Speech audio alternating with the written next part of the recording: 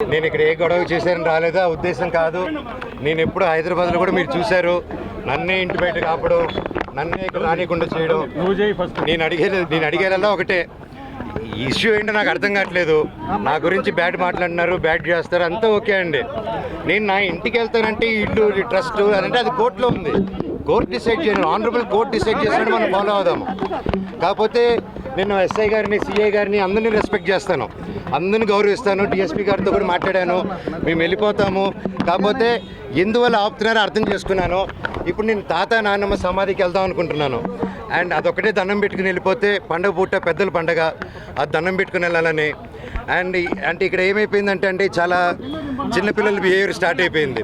జనరేటర్లో చక్కెర పోయడం and hoardings ఉంటే ఇక్కడ నాది, లోకల్ ఎమ్మెల్యే నాని గారిది, సీఎం గారిది, అందరు కలిపి మా హోర్డింగ్స్ అన్నీ పెట్టుకొని ఉంటే అన్నీ ఇక్కడ ఈ 2 కిలోమీటర్ రేడియస్లో మొత్తం అందరూ ఉన్నారు. ఈరోజు పొద్దున కూడా డే టైంలో అంత ఫుటేజ్లు ఉన్నాయి మా దగ్గర, అవన్నీ మీకే ఇస్తాం, దయచేసి మీరు అది చూడండి.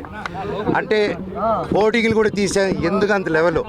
నేను తమ్ముడినే కదా, నేను కూర్చొని మాట్లాడదాం అంటున్నాను. నేను తప్పు చేస్తే కూర్చొని 10 పెద్దల ముందు కూర్చొని పెట్టి మాట్లాడేదానికి లేదు. నాకు మొహం చూపించేదానికి సిగ్గుపడతారో భయపడతారో ఏం అర్థం కావట్లేదు. హోర్డింగ్ని చంపగలుగుతారు కానీ నా జనాల మనుషుల నుంచి మమ్మల్ని నన్ను ఎవరు తీలేరు. అండ్ ఇది నా ఊరు, నా బంధువులు, నా పల్లెటూరు, నా జనాలు.